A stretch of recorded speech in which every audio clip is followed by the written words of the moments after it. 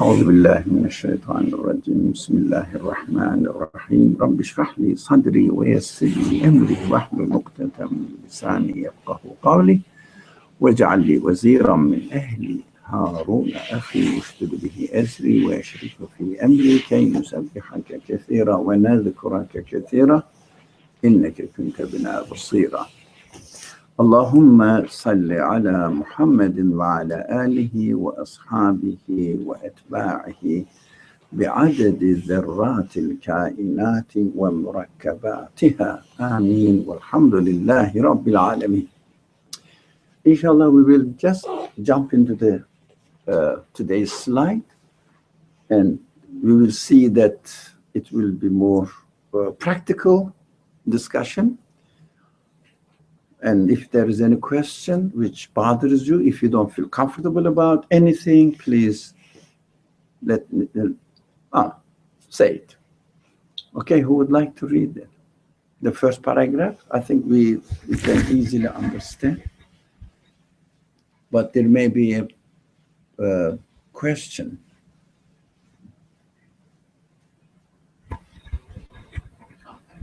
Okay. If we think of the absence of human choice, then we have to think of the absence of the act of creation, because human beings choose and God creates what they have chosen.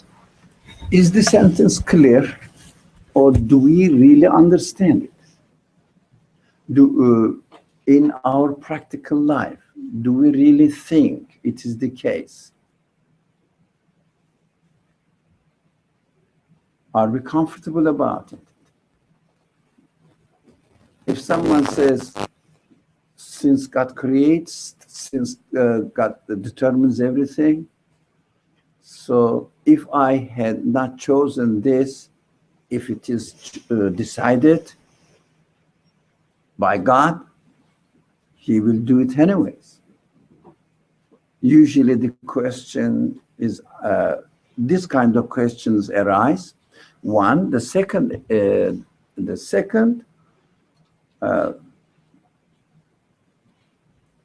aspect of the other aspect of the same matter is, when I decide about something, of course, my decision is choosing. When I decide about something, as if God has to follow me. So we say, come on, astaghfirullah. How can I say that God's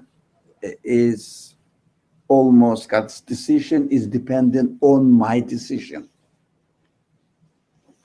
This is somehow, this may be somehow puzzling for some of us. When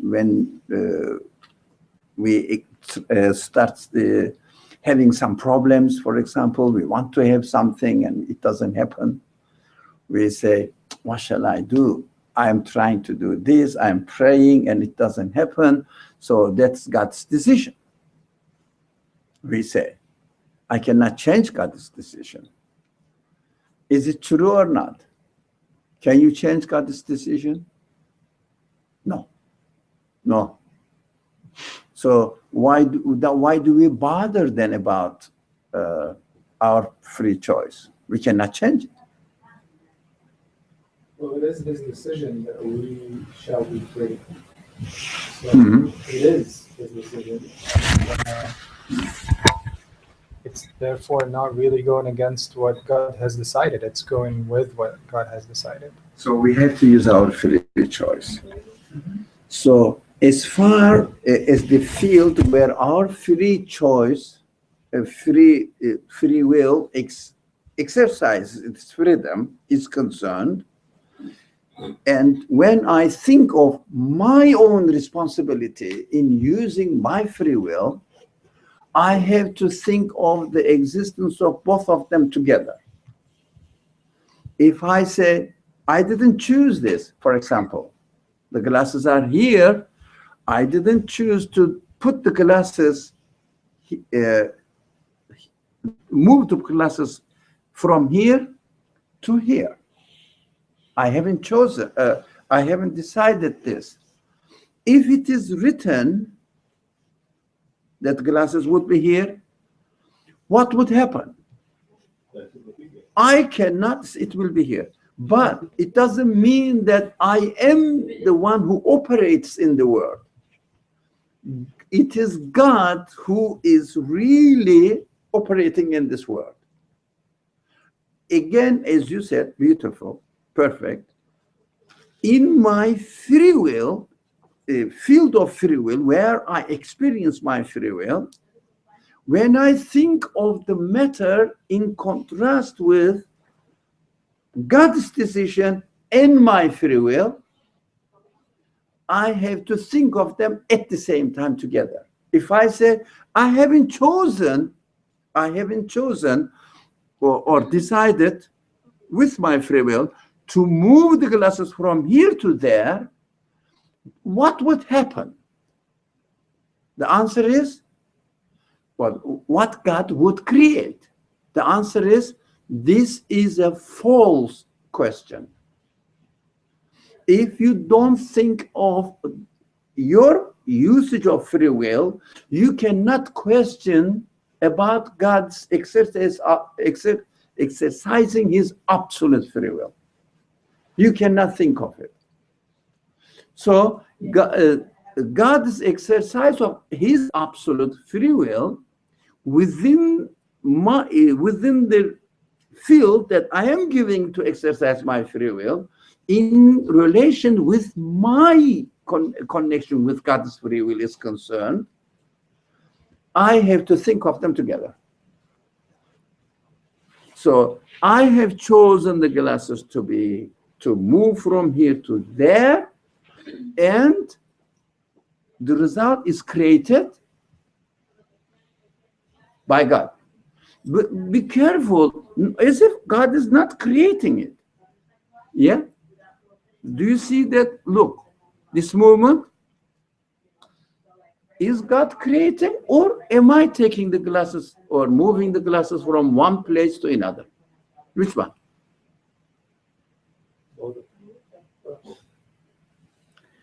Not really quite so.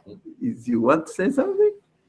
It created you and the movement that you're making to put it from one place to another. Correct. So we should never forget that. Whatever happens in this world, we have to think of this happening within space first, and time.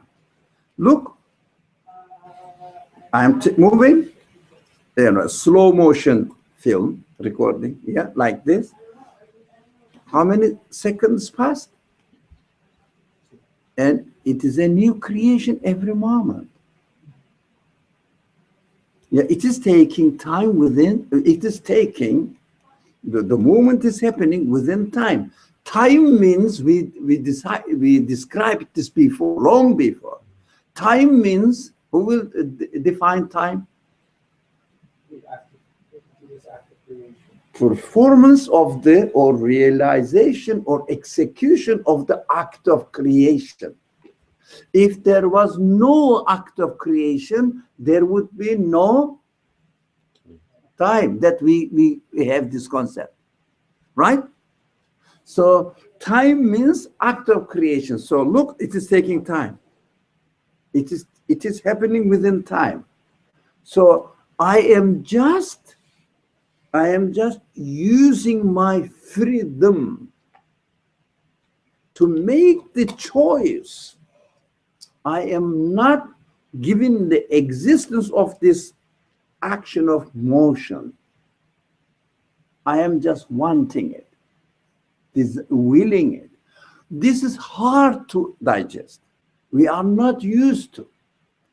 We, in practical life, we just say that, I cooked, I walked, I spoke to my advisor, for example.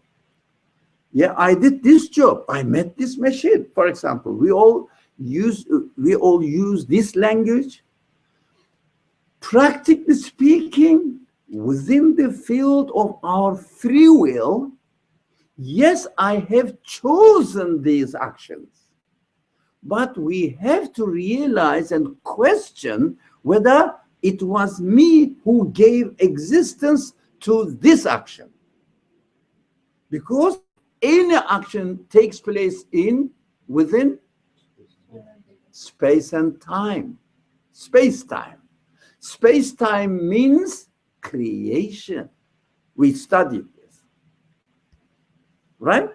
That's why if someone says, if I have not exercised my free will, what would happen? And if you don't think of the one side of the action, one side of the event, you cannot talk about the other side. So we cannot think what God would do. We cannot question what God would do. It would be a contradiction to ask this question. Practically speaking, this sentence makes it clear, practically speaking, makes the subject clear. But in our real practical life, we don't think in this way. We don't feel that comfort because we mixed up God's perspective or God's absolute power and our free choice. We mix up because when we are talking about our free choice, practice of free choice, we talk about the same practice, about this practice as if we are making it.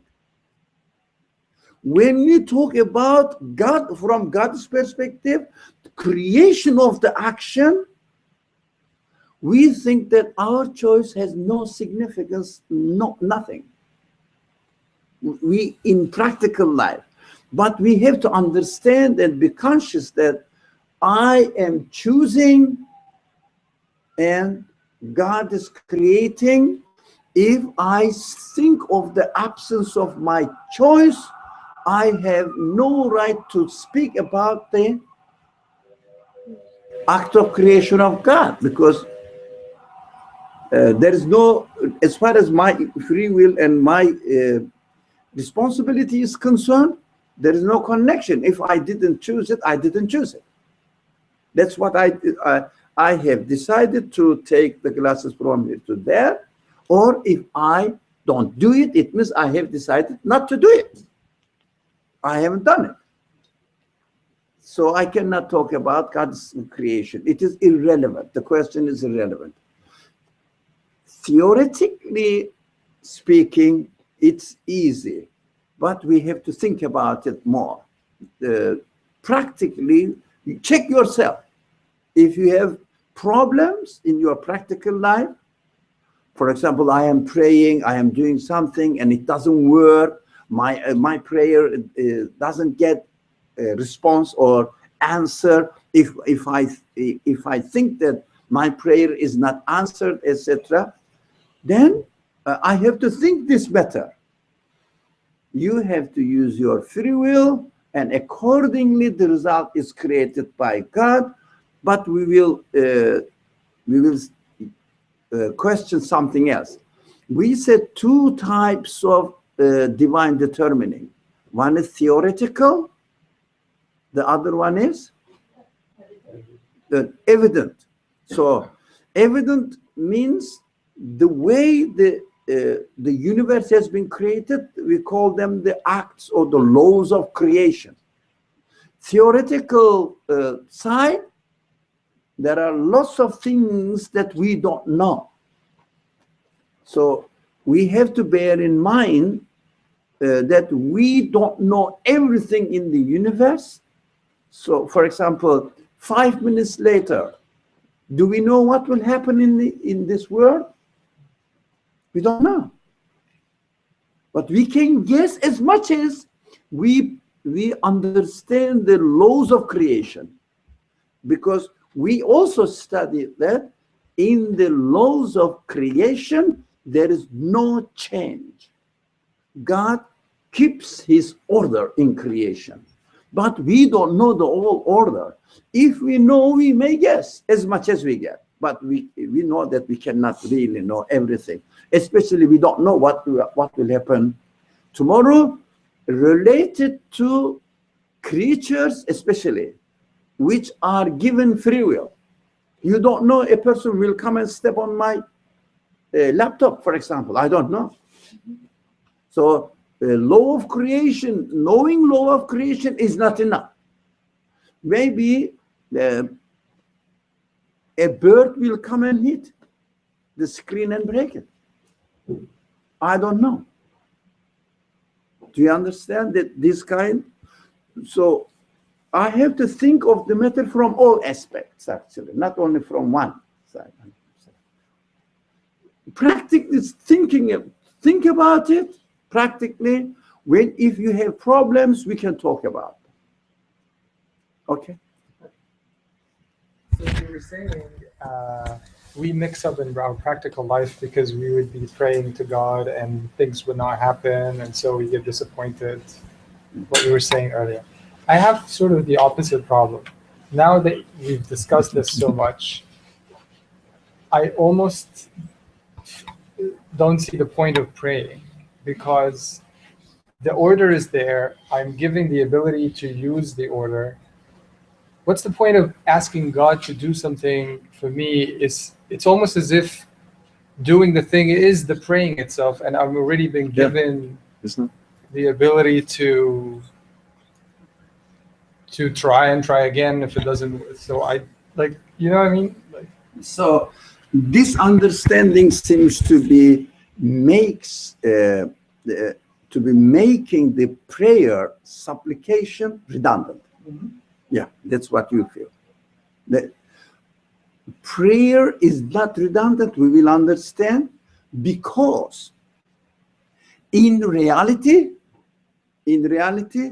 our execution of free will is nothing but prayer.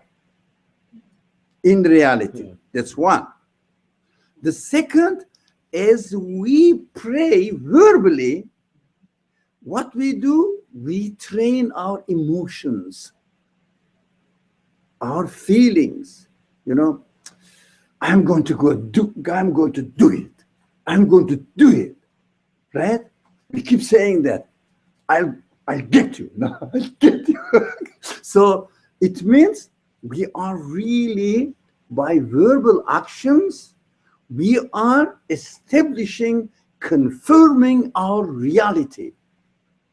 For example, I cannot get this. It is beyond my power. Oh God, you can get it. You do it for me. You can do it for me.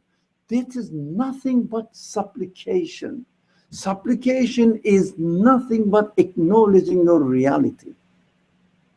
When you acknowledge your reality, you educate, you train your feelings. Watch out here. For example, let's say somebody, simple example. Find it's difficult to wake up for Fajr prayer. Maybe it's common problem. Yeah. Not when you are old, when you are young. It's a common problem. So, okay. I say, look at me now. Please, God, enable me to wake up in the morning. What I am doing? While I am praying, I am acknowledging my weak point and consolidating this weak point to become powerful. That's how the creation is taking place. The prayer supplication is not really making God to do something for me, is re-establishing my reality before God. This acknowledgement of my reality is the purpose of prayer. This acknowledgement of, okay, very good. This acknowledgement of my reality is the purpose of prayer. We are created, keep your questions or comments. We are created with this quality. The more we pray, the stronger our free will becomes. So if you pray a lot, it is more likely that you will wake up. It means the way I am created, enables me, my free will, if you like, to execute the result as a choice, in the form of a choice, as much as I pray. It means I am created with this ability. Physical example is, the more I do heavy lifting, the muscles become stronger. The stronger the muscles become, right? That is physical. Now talk about the, if you like, spiritual side of it, or not physical, non-physical side of human experience. The more I pray, the stronger my free will becomes. That's how I am created. The purpose of prayer is not making a contract with God that I will ask and you will make it.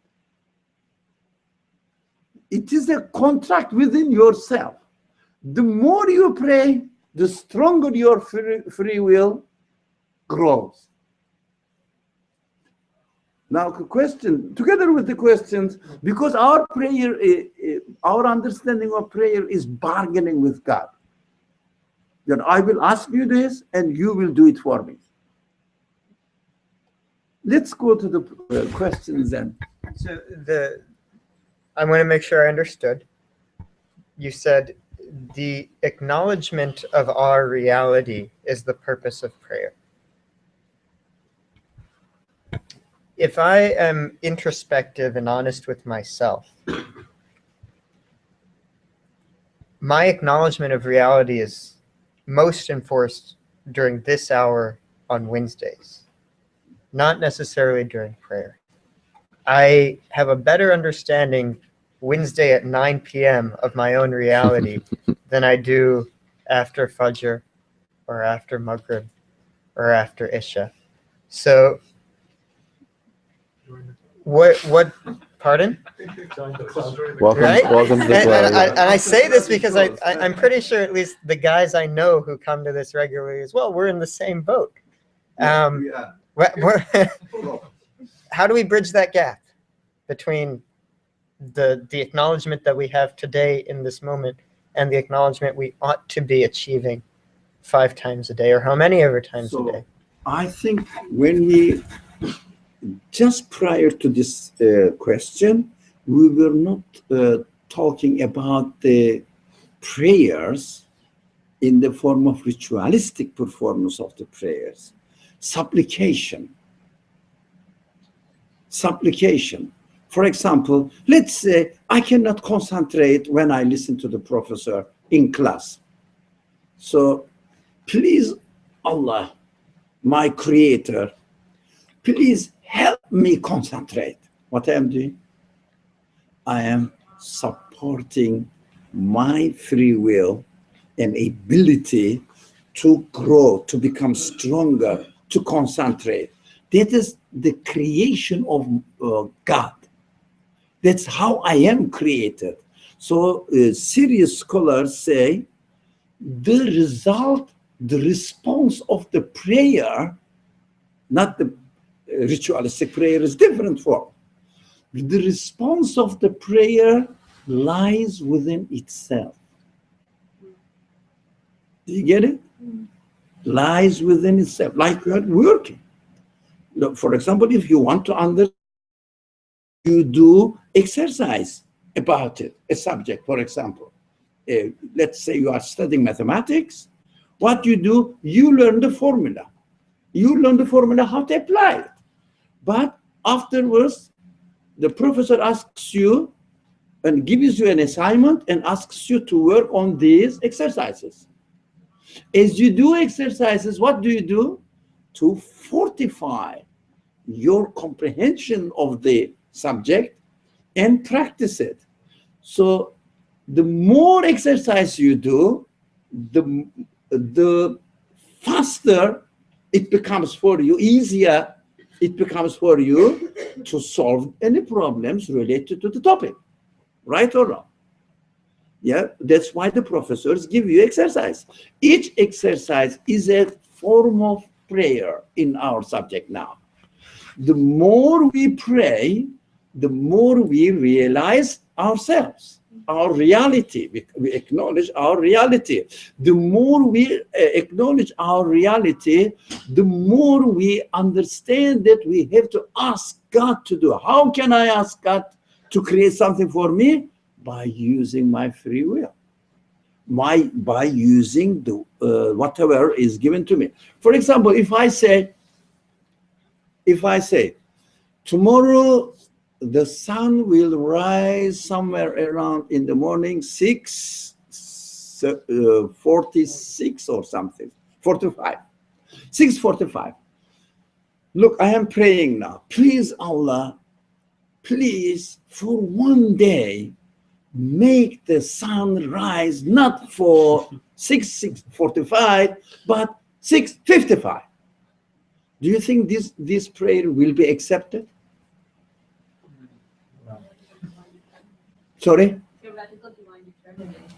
So it is against the apparent divine determining, and we know that God doesn't change his way of creating, which is called in the language of the Quran, Sunnah. It is way of creating.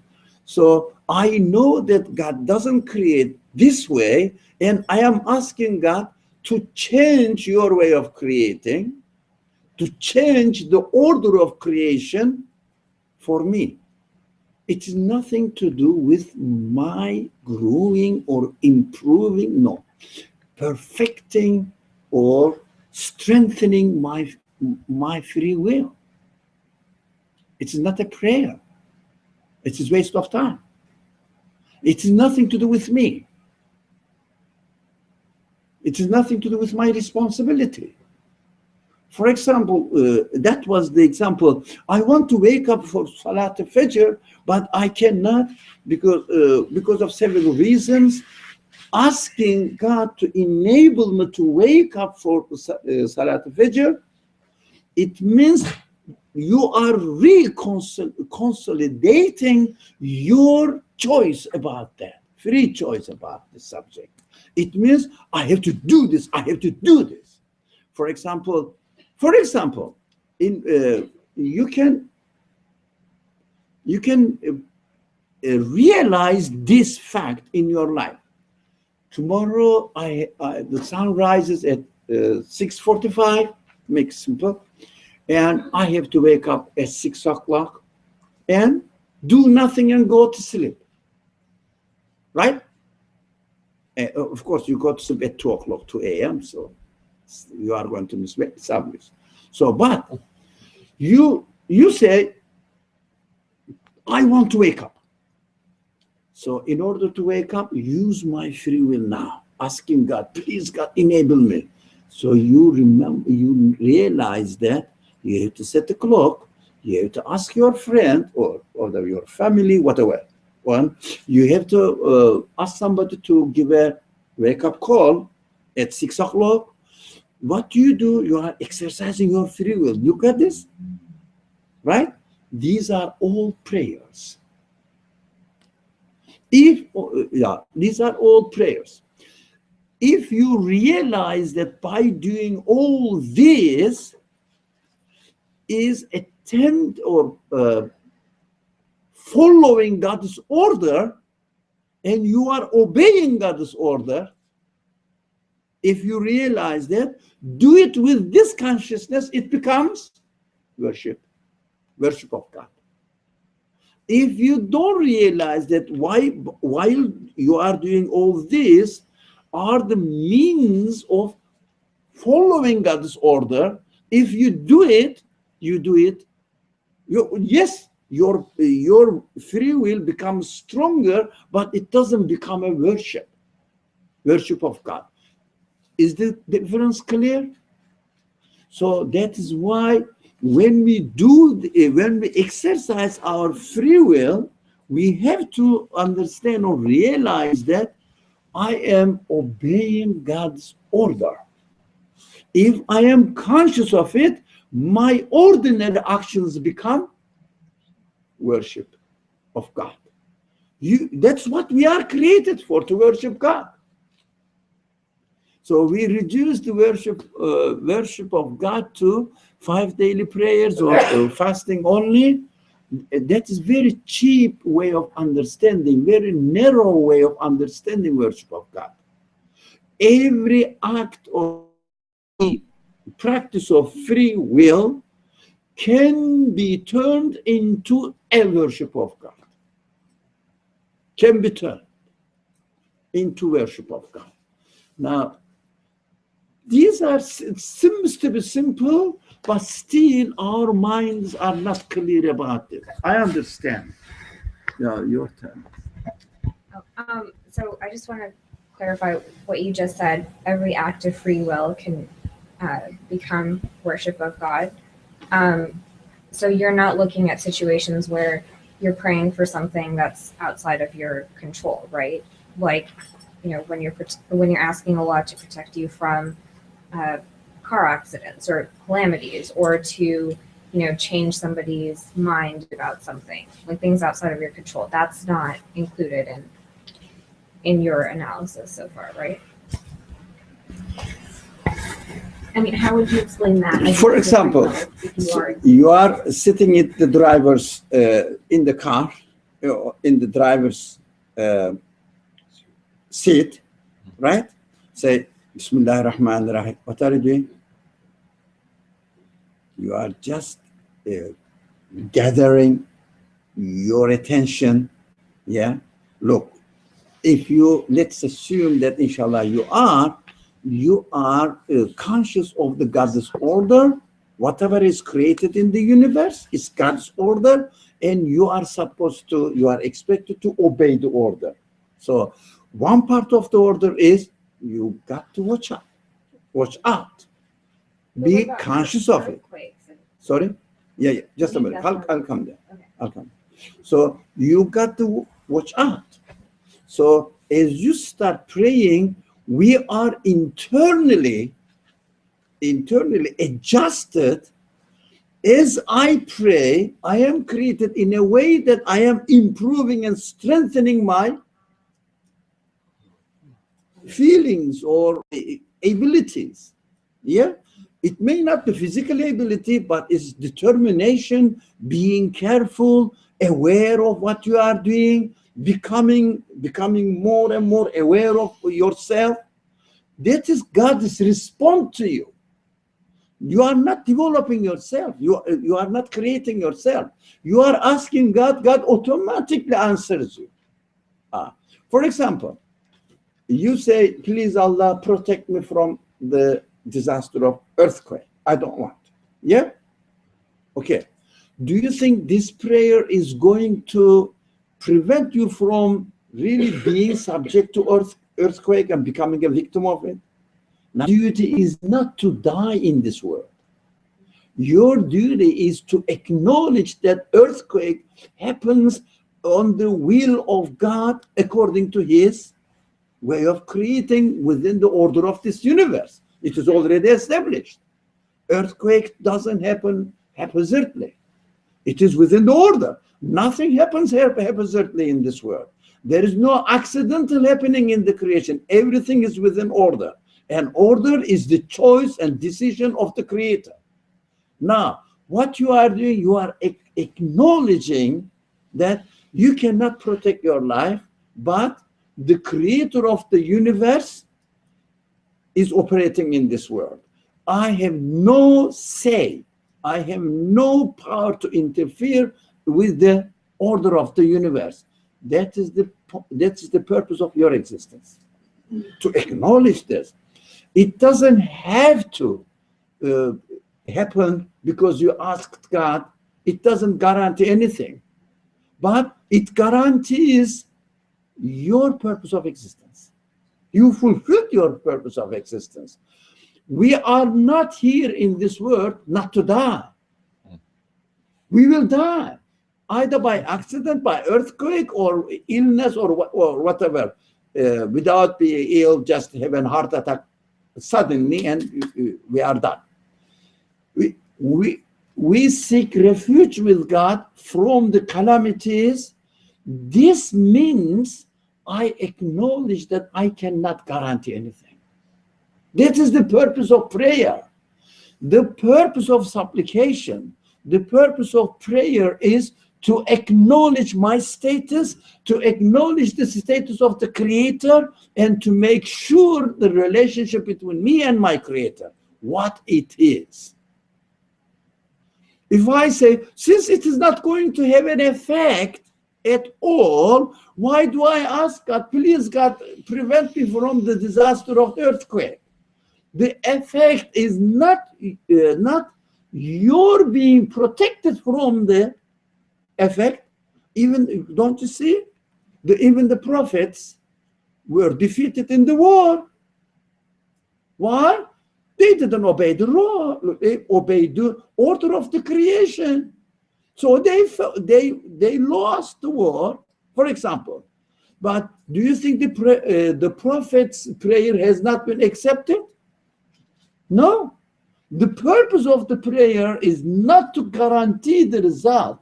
The purpose of the prayer is, or really using our free will, means the prayer means using our free will, is to acknowledge what my status is in this universe, in my existence. You are fulfilling it. So another side of it, that's what I wasn't really sure to say. No. I said, there is a truth somehow, 10-20% in it. Wow. If you say, please God protect me from the earthquake, what are you doing? You are fostering your consciousness of the possibility of earthquake. What do? You make your building, your construction stronger. You are aware of it. This prayer fosters your awareness. Do you understand? From there, it has a physical effect. But it is not really guaranteed. It is, I cannot bargain with God. But we have to understand that through the prayers, I am making progress in my worship of God. Well, that is important. Unfortunately, we turned prayer as a means of really bargaining with God. It is not a sincere prayer. Sincere prayer is not really sending an order to God, and please, I send it to you, you have to respond it back to me. Whatever I want, you have to send it back to my address. Oh, no, that's my address. Please send the box there. The prayer is not that. Prayer is the, if you like, I wouldn't like the word, but natural result of our worshipful position in the world. We have to be praying or supplicating now, for example, this action, we have to have the conscious of, we have to have the consciousness of, while we are doing this, we are praying God, asking God to make us be more conscious of our status in this world. Do you get? Is it clear? Why are we talking here? It's a prayer. Becoming more and more aware of our reality in this world. Okay? Let's read the second question. Well, just back to that example of the earthquake. Yeah. Where you said every act of free will can turn into worship towards God. You said that, right? So can you just, in that example, tell us tell me. I want to know what the act of free will was, and how was that turned into worship in that example?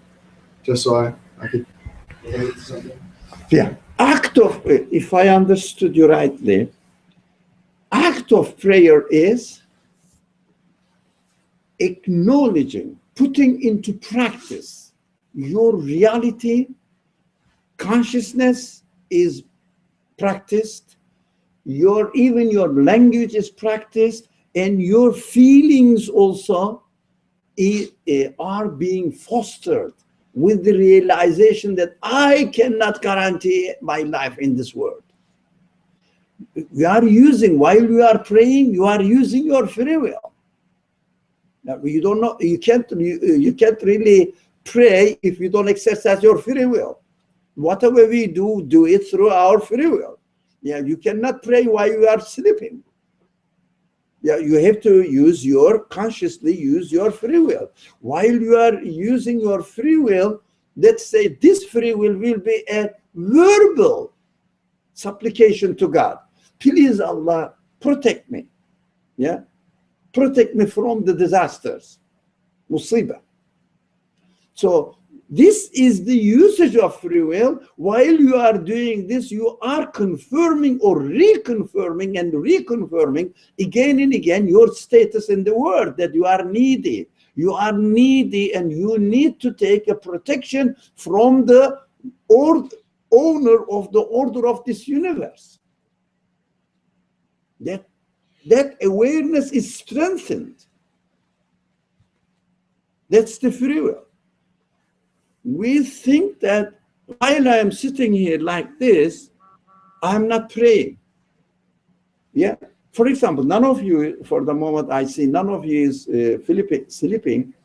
You know, for example, you sit here and don't pay attention to the talk.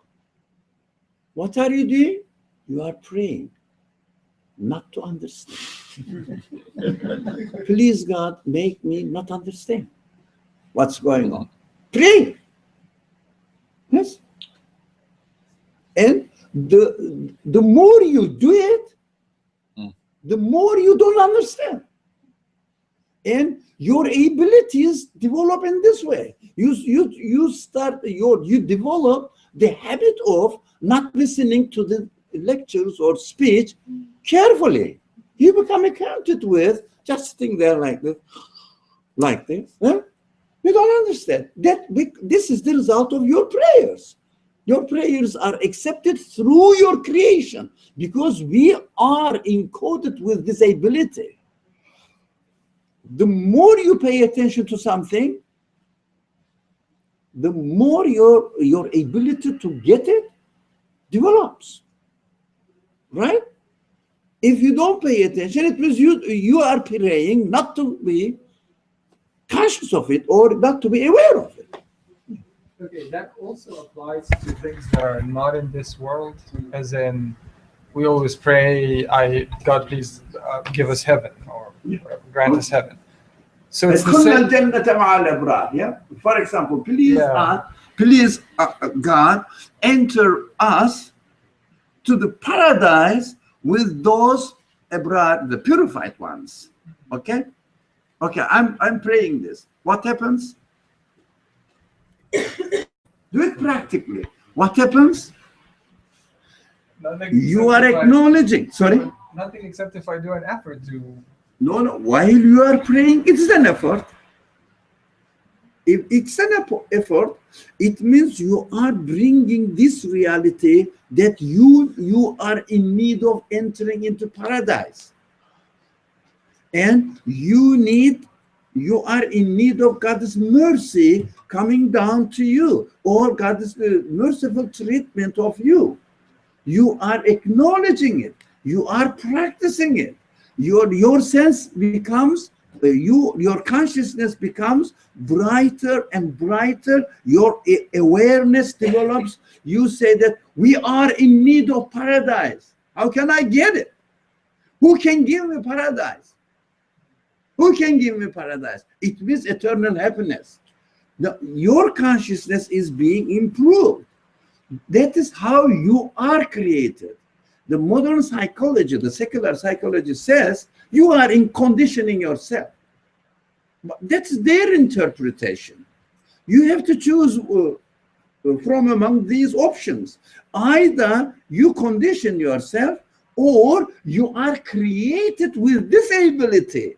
And through this type of creation, your creator is responding you back. That's how you are created. We are created. So the prayer has its own response within itself. That's what the Quran guarantees, that ud'uni astajib lakum. Not إذا أردنا نستجب لكم, or إذا أردت أستجب لكم. Whenever I want, I will accept. No. Pray, I will respond. Automatic. But our understanding of response is, please God, give me that building to me. And that's a Empire State. So, yeah, if it was ours, we can have everyday halakha. So it was good. So it is. We understand that it is not the prayer. What we have to be aware that the nature of prayer is God, our Creator, has created us in a way that, this biological clock, for example, it is the physical, biological example. If you eat, let's say, breakfast at 8 o'clock, every morning, when it is 7:30, close to 8, you start feeling hungry. If you go to bed at 10 in the evening, when it gets closer to 10, you start feeling sleepy. If you never go to sleep at 10, if you go only to go to sleep after midnight, at 10 o'clock, you never feel sleepy.